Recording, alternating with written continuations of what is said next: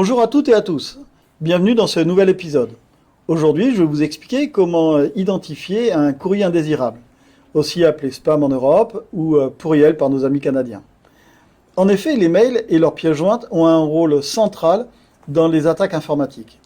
Aussi, faut-il être capable d'identifier au plus vite le degré de confiance à accorder à un mail. Bonjour Thierry, c'est comme les hommes alors, juste un coup d'œil pour savoir s'ils se jouent de nous. Bonjour la petite voix, tu m'as l'air bien remonté aujourd'hui. En forme pour cet épisode ? Oui, avec toi toujours. Allez hop, c'est parti.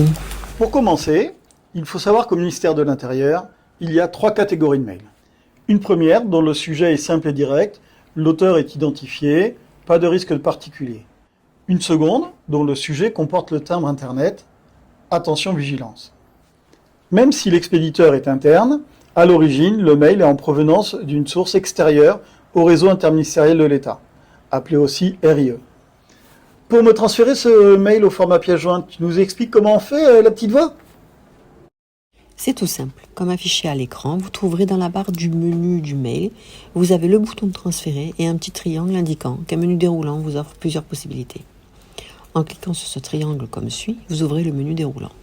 Vous sélectionnez alors transférer au format pièce jointe.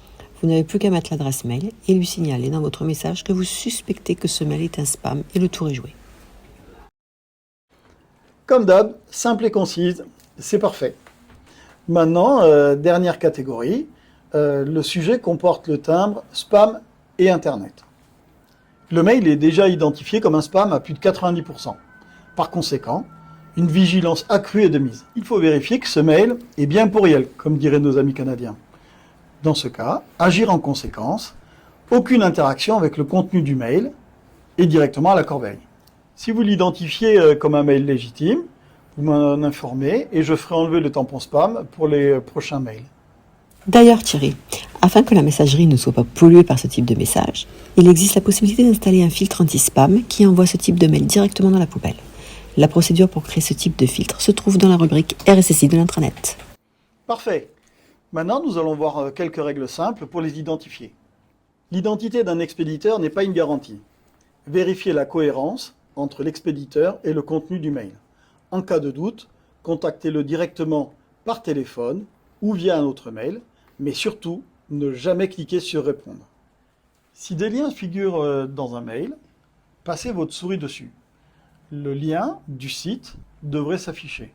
Vous pourrez ainsi vérifier la cohérence. Ne répondez jamais aux demandes d'informations personnelles ou confidentielles. En effet, des messages circulent au nom d'organismes privés ou publics, comme vous pouvez le voir à l'écran. Ce type d'attaque est appelé hameçonnage ou phishing. Ne relayez pas de messages de type chaîne de lettres, alerte virale, etc. Et surtout, si vous avez un doute, n'hésitez pas, contactez-moi. Soyons acteurs de notre sécurité numérique et progressons ensemble.